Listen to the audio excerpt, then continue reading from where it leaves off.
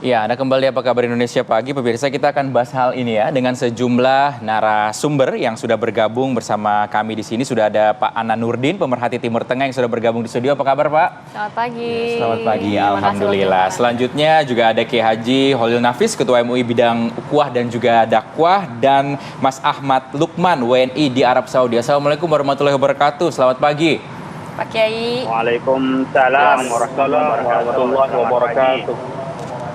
Dan juga Mas Ahmad ya. Dan juga Mas Ahmad Lukman. Mas Ahmad Lukman di sana berarti jam berapa ini ya di Arab ya?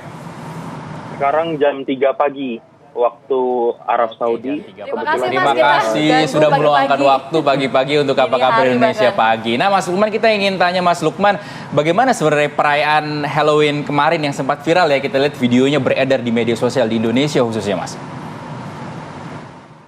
Baik, pertama-tama terima kasih atas kesempatannya ya bagi kami warga negara Indonesia di Arab Saudi untuk sekedar sharing ya atau berbagi perihal keadaan di Arab Saudi.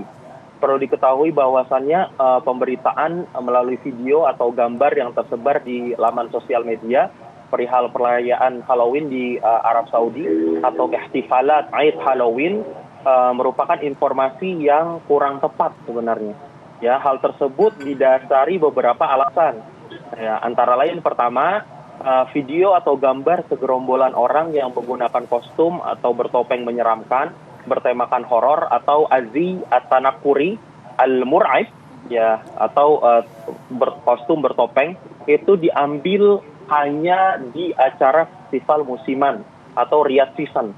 Ya, di kota Riyadh, di ibu kota Saudi Arabia, yang jaraknya 866 km dari kota Makkah Al-Mukarramah, yang durasinya kurang lebih perjalanannya 8 sampai 9 jam. Ya, grand opening itu atau Riyadh Season ini sudah diadakan atau dibuka sejak tanggal 21 Oktober. Ya, lalu perlu diketahui juga, festival musiman ini atau Riyadh Season ini mempunyai tema-tema tertentu yang berganti setiap minggu. Dan juga area-area yang memiliki tema-tema yang berbeda-beda. Misalnya untuk minggu pertama ini adalah temanya horor. Nanti ada juga tema selanjutnya anime. Jadi pengunjung yang menggunakan kostum anime akan digratiskan. Lalu ada juga tema nasional, nanti menggunakan pakaian adat tradisional Saudi Arabia. Dan juga tema internasional, ya, seperti itu. Jadi perlu diketahui tema-tema yang sudah ditentukan oleh IO Riyadh Season ini berbeda-beda, ya. Yang selanjutnya berdasarkan IO Riyadh Season ya pada minggu pertama ini mengusung tema horor atau Weekend Ar-Ru'b, akhir minggu menyeramkan. Tidak ada diksi atau kata yang termaktub baik itu dari akun Twitter Kementerian Saudi atau Riyadh Season yang mengatakan bahwasannya itu adalah Halloween ya. Jadi itu adalah Weekend Ar-Ru'b atau akhir minggu menyeramkan. Selanjutnya, pada tanggal 27 sampai 28 Oktober selama 2 hari berturut-turut, kebetulan ada promo yang diinisiasi oleh panitia atau IO, yaitu promonya itu mengumumkan bahwa tiket masuk akan digratiskan bagi pengunjung yang mengenakan kostum bertopeng menyeramkan. Ya. Baik. Bertopeng menyeramkan ya. Selanjutnya silakan, Mas, karena dilanjutkan. itu akhirnya berbondong-bondong banyak pengunjung yang sampai 120.000 pengunjung. 120.000 pengunjung di hari pertama karena mengincar promo gratis tersebut dengan pakaian yang memang menyeramkan atau bertopeng. Oleh karena itu, pengunjung yang melimpah ruah dan mudahnya informasi dokumentasi baik foto maupun video yang tersebar di sosial media, maka tersebarlah acara tersebut dengan framing seakan-akan kerajaan Saudi secara resmi merayakan hari Halloween. Padahal faktanya hal tersebut atau kejadian tersebut hanya ada di dalam festival Riyadh Season. Saya yang berada di kota Jeddah, teman-teman saya di Makkah, Madinah, Taif, Abha, itu tidak ada satupun warga negara Saudi atau penduduk yang keluar berpakaian atau menggunakan kostum Halloween, apalagi untuk merayakan Halloween. Jadi negara Saudi secara resmi tidak merayakan segala bentuk Halloween apapun, baik dekorasi di mall, kantor, sekolah dan lain-lain. Ya. seperti Baik. itu. Dan perlu diketahui bahwasannya Mas Lukman. festival tersebut ada di ibu kota Saudi Arabia. Ya, baik. Baik, Mbak Ratih. Mas Lukman, tadi dikatakan secara clear bahwa ini bukan perayaan pesta Halloween di Arab Saudi, namun masuk ke dalam Riyadh session itu ya? Festival ya. Betul. Nah, tapi gini, informasi yang kita dapatkan baik di Indonesia maupun di media-media internasional yang juga mengabarkan informasi ini, selain juga memang perayaan Halloween yang tadi sudah diklarifikasi oleh Mas Lukman, tapi diiringi juga dengan kata-kata bahwa di Arab Saudi justru Maulid Nabi ini dilarang perayaannya. Nah, ini apa benar, Mas? Nah, menurut saya ini kan persoalan pandangan ke agama ya atau akidah ya. Jadi ketika disandingkan dengan festival yang memang ranahnya kebudayaan, di situ nilai-nilai kearifan nilai-nilai kearifan lokal dan lain-lain, lalu disandingkan atau dibenturkan dengan itu, saya kira ini komparasi yang kurang tepat seperti itu. Mereka punya alasan sendiri. Kalau seandainya merayakan Maulid dengan caranya sendiri, ulama Saudi gitu. Dalam hal ini, kalau ketika festival ada seperti itu, ya saya rasa itu komparasi atau apa yang tidak cocok untuk disanding-sandingkan ya, seperti itu. Karena memang festival ini ya itu tidak hanya ada di kota Riyadh, tapi ada juga di Jeddah, di kota Jeddah, yang mana kita juga memperhatikan banyak sekali inisiasi dari direktorat atau direktur otoritas umum untuk hiburan yang dipimpin oleh Turki Ali Sheikh untuk mempromosikan agenda-agenda kebudayaan seperti konser, karnaval, kompetisi internasional, F1 kalau Mbak tahu itu yang ada di kota Jeddah ya, Riyadh Season, Jeddah Season, Riyadh Season ini 5 bulan acaranya, si Jeddah Season 2 bulan. Dan ini semuanya terjadi itu bukan di dalam kota suci Makkah Al-Mukarramah dan Madinah Al-Munawwarah. Ini terus digaris bawahi. Bahwasannya dibukanya seperti festival dan hiburan, karnaval dan lain-lain itu di luar kota suci Makkah dan Madinah. Ya, jadi saya rasa Saudi Arabia sebagaimana negara lain tidak lepas dari pemberitaan baik dan buruk dari media-media. Ya, dan saya rasa media-media sebaiknya mengecek keabsahan berita langsung dari referensi media resmi, bukan menukil atau menerjemahkan dari media-media internasional terlebih dahulu. Kita sudah menangkap poinnya Mas Ahmad Lukman. Baik.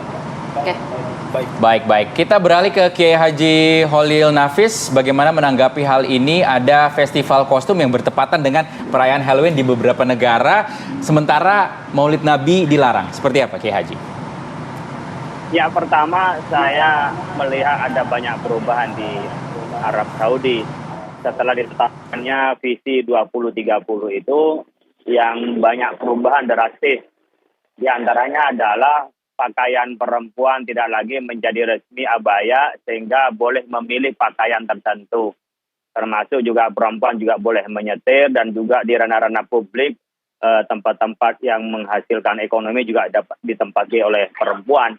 Nah, perubahan-perubahan ini terasa ya. Saya bulan Februari lalu juga diundang oleh Arab Saudi pada Ayyamut Ta'sis, festival artinya perayaan kemerdekaan pembentukan Arab Saudi itu mengundang saya dan beberapa teman-teman di sana. Terasa sekali tentang hiburan-hiburan dan juga bagaimana pakaian-pakaian yang ada di sana. Yang saya ingin sampaikan adalah dengan MBS tampil di Arab Saudi itu banyak sekali perubahan-perubahan dan proses akulturasi, kalau kita tidak menyebutnya adalah bagaimana mereka juga lebih bebas di dalam kerangka keagamaan dan kebudayaan.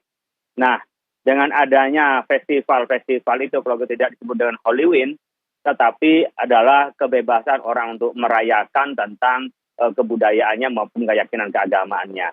Nah, berkenaan dengan keagamaan, di sana Maulid Nabi yang masih dilarang, mungkin memang di sana acara-acara besar-besaran belum diperbolehkan. Tapi terakhir saya kemarin tuh mendapatkan kiriman video dari As-Sudais ya, Imam Besar Haramain itu menyebutkan bahwa festival Maulid Nabi yang masih khilafiyah di Rabiul Awal menyebut dengan keagungan Nabi itu ya lebih ditolerir. Jadi mungkin pada waktunya nanti juga ada perayaan Maulid Nabi dengan cara yang berbeda-beda sebagaimana kita merayakan Maulid Nabi. Ada yang dengan cara festival, ada dengan cara pengajian, ada dengan cara lomba-lomba kan semua merayakan, artinya menunjukkan kebahagiaan dengan kelahiran Nabi besar Muhammad SAW. Saya pikir pada waktunya perayaan-perayaan akan dibuka di Arab Saudi dan kita juga akan bisa melihat bagaimana di sana itu mentolerir perbedaan-perbedaan paham keagamaan dan budaya dan ritual keagamaan. Sebagaimana menjadi hak asasi ya yang disepakati oleh kita di dunia ini, masing-masing berhak untuk menjalankan ajaran agama dan juga berkeyakinan agama. Jadi sebagian juga secara diam-diam di sana juga sudah banyak yang melakukan perayaan Maulid Nabi besar SAW dengan cara masing-masing ya, seperti halnya zikiran, kumpulan. Karena kalau menurut definisinya As-Suyuti itu Maulid Nabi itu adalah ijtima'un nas, kumpul-kumpul orang banyak, wa qira'atu ma tayassara minal Qur'an, membaca sebagian dari Al-Qur'an, wa riwayat al-akhbar wa fi mabdi amrin Nabi, bercerita tentang kehebatan Nabi Muhammad, tentang tanda-tanda kenabian Muhammad, tentang ajaran Nabi Muhammad. Sumayamu dalam simatu yakulunahu wa yansorifunahu. Kemudian ada makanan yang dihidangkan, kemudian mereka pergi. Itu kalau definisinya As-Suyuti dalam kitab Al-Hawi lil Fatawa untuk menjelaskan tentang Maulid Nabi. Jadi Maulid Nabi itu adalah harus kumpul-kumpul, baca sebagai Al-Quran, mungkin ada mau'idhah hasanah tentang Nabi. Nah, kalau kita di sini ditambah dengan berjanji, tambah dengan festival. Jadi Maulid Nabi saya punya keyakinan satu saat secara formal akan dibuka di sana. Tapi acara besar-besaran di luar memang sekarang seperti di Jeddah, khususnya di Riyadh, itu sudah dibuka bebas. Dan saya yakin seperti halnya di kedutaan Arab Saudi pun, kedutaan Indonesia di Arab Saudi pun juga sudah merayakan Maulid Nabi. Tentu beda dengan di sini, tidak seperti tabligh akbar di lapangan, mungkin tidak ya. Tapi suatu saat akan berubah, akan ke sana. Oke, nanti saya mau ke Mas Adnan. Kalau melihat bahwa tadi dikatakan juga wajah baru Arab Saudi begitu ya, di bawah Muhammad bin Salman ini banyak perubahan juga, visi 2030 ini juga tidak ada, dalam arti memang ada benang merahnya dengan acara yang dikatakan tadi Riyadh Festival ini begitu ya. Nanti tanggapan dari Mas Adnan seperti apa kita akan sambung lagi di segmen berikutnya. Tetap bersama kami pemirsa di Apa Kabar Indonesia Pagi. Ya, kembali lagi kita berbincang bersama 3 narasumber. Saya mau ke Mas Anan. Kalau melihat ini kan sebenarnya wajah baru Arab Saudi di bawah Muhammad bin Salman, banyak perubahan. Tadi juga Pak Kiai sudah menyampaikan begitu ya, perubahan-perubahan yang sampai dengan saat ini seperti visi 2030-nya mereka begitu ya. Apakah ini sebenarnya kalau Mas Anan melihat memang karena kepemimpinan Muhammad bin Salman sehingga adanya mungkin Riyadh Season yang kurang lebih kita melihatnya sama kayak pesta Halloween begitu ya. Kemudian di dalam kebijakannya wanita lebih dibebaskan, boleh nonton bioskop, boleh pakai bikini, boleh banyak hal yang akhirnya diperbolehkan saat ini, Mas Anan. Ya, memang sejak MBS atau Muhammad bin Salman menjadi putra mahkota, banyak perubahan luar biasa di Arab Saudi. Salah satu yang ditentukan adalah pada waktu itu mereka menentukan yang disebut dengan visi 2030. Nah, visi 2030 ini ada beberapa goal atau objek yang ingin mereka rubah dari sebelumnya. Tapi intinya mereka adalah ingin merubah wajah Arab Saudi yang konservatif menjadi wajah Arab Saudi yang moderat, terbuka, dinamis, baik di bidang sosial, di bidang ekonomi gitu ya. Ada perubahan yang sangat luar biasa, keterbukaan terhadap masalah perempuan, partisipasi perempuan di dalam di dalam bidang pekerjaan juga meningkat lumayan tajam ya. Sebelumnya hanya beberapa sekitar 20%, tapi sekarang sudah saja. Di 2022 ini partisipasi perempuan di bidang pekerjaan itu sudah lebih di 80 segmen pekerjaan, bidang pekerjaan, dan meningkat sampai 36% lebih. Di Arab Saudi sekarang setelah ada visi 2030 itu ada yang mereka sebut dengan istilah Al-Hay'ah Al-Amah Litarfih. Artinya semacam General Entertainment Authority atau otoritas khusus atau setingkat kementerian khusus bidang entertainment, khusus bidang hiburan. Ya, ini ditangani secara profesional oleh satu badan khusus bagaimana mereka mengelola bidang hiburan di Arab Saudi ini menjadi terkenal. Mungkin mereka menginginkan Arab Saudi itu seperti Dubai kedua ya, karena MBS dengan Muhammad bin Salman dengan Muhammad bin Z ini kan apa namanya teman baik lah ya, teman baik, sehingga mereka mempunyai visi untuk negaranya itu mirip-mirip seperti itu, lebih terbuka, lebih moderat ya. Terbuka termasuk peraturan-peraturan yang dulunya konvensional begitu ya kan, dalam arti oke, pembangunan ada di situ, infrastrukturnya, gedung pencakar langit, hiburannya, tetapi kan ya mungkin Arab kita mengenal wanitanya benar-benar dijaga, kemudian kebijakannya cukup ketat. Saat ini sudah sangat berbeda begitu. Kenapa harus sampai seperti itu begitu mungkin Mas Anan? Kalau menurut saya ini masalahnya, masalah keterbukaan itu adalah ingin membuka diri kepada masalah di bidang ekonomi. Mereka yang disebut dengan istilah, ada satu istilah mereka itu sebut dengan watot tumuh dan iktisad muzdahir, atau bagaimana ekonomi mereka bisa bangkit lebih maju lagi dan menjadi negara yang ambisius. Watot tumuh itu artinya negara yang sangat ambisius di beberapa bidang gitu ya. Nah, dalam masalah ekonomi kan mereka juga tahu bahwa era minyak ini kan kita tahu akan berakhir gitu ya, lama-kelamaan akan berakhir, sehingga mereka ingin membuka diri di bidang investasi, investor datang, mereka juga bisa berinvestasi di luar dengan tidak ada pandangan negatif dari negara luar. Ya kalau mereka misalnya masih sebuah negara yang konservatif, negara yang tertutup, negara yang tidak welcome kepada turis, mereka juga agak sulit untuk berinvestasi di luar. Nah, dengan merubah diri menjadi negara yang terbuka inilah, maka Arab Saudi mempunyai kesempatan dengan negara lain sama berinvestasi dimanapun mereka yang inginkan. Misalnya sekarang yang terbaru kan misalnya kita tahu mereka membuka diri untuk berinvestasi di bidang olahraga. Newcastle United di Premier League gitu ya, sebuah klub bola itu sudah menjadi di bawah pemerintah atau di bawah badan saham Arab Saudi. Baik.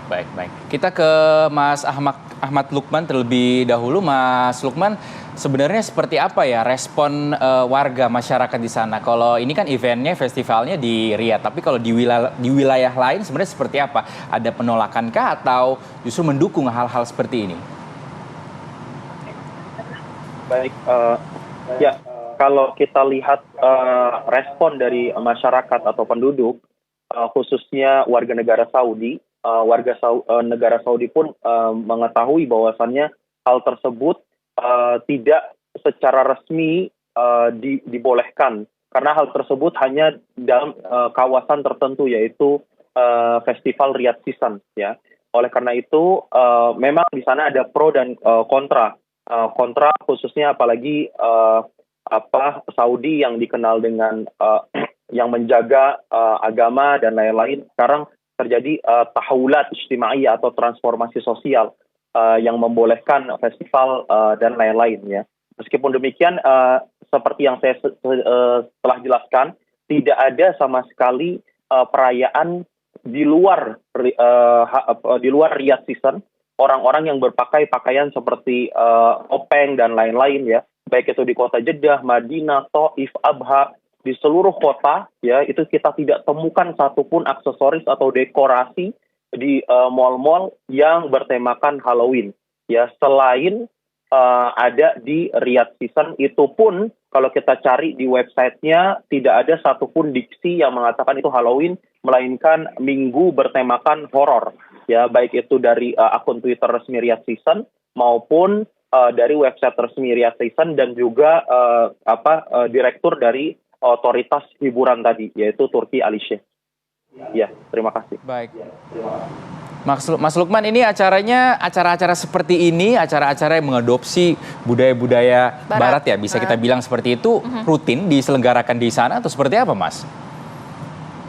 Ya, sebagaimana yang telah saya sampaikan di awal, bahwasannya di dalam festival ini ada temanya yang berganti-ganti ya. Jadi nanti setelah tema horor, nanti akan ada tema lainnya, anime. Ya, nanti kita akan lihat orang-orang berkostum anime ya. Terus juga nanti ada tema selanjutnya, tema klasik ya, atau pakaian-pakaian tradisional Saudi. Lalu akan berubah lagi, akan ada tema internasional, ada galeri-galeri khusus setiap negara ya, seperti itu. Jadi acara ini memang mengakomodir ya tanawwu, perbedaan, keberagaman dan lain-lain. Adapun acara ini Riyadh Season itu diadakan dari tahun 2019 dan memang durasinya itu 5 bulan.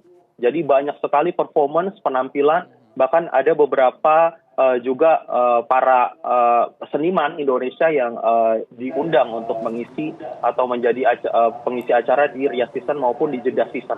Seperti itu, di Jeddah Season durasinya 50 hari. Tujuannya Riyadh Season ini apa, Mas? Mas Lukman, tujuan utama penyelenggaraan Riyadh Season ini apa, Mas? Ya, sebagaimana yang sudah dijelaskan oleh kedua tamu, yaitu Kiai Haji Khalil Nafis dan juga Pak Anan, ya, bahwasannya Saudi sekarang juga fokus kepada pembangunan sektor pariwisata, ya. Dengan adanya visi 2030 kita melihat banyak sekali kota-kota yang sekarang menjadi destinasi tujuan wisata seperti Abha, Taif, Al-Ula, ya, yang mana sekarang bisa kita lihat dengan diperpanjangnya visa umroh dari 1 bulan menjadi 3 bulan, ya. Itu juga salah satu bagian dari promosi pariwisata. Ya, selain juga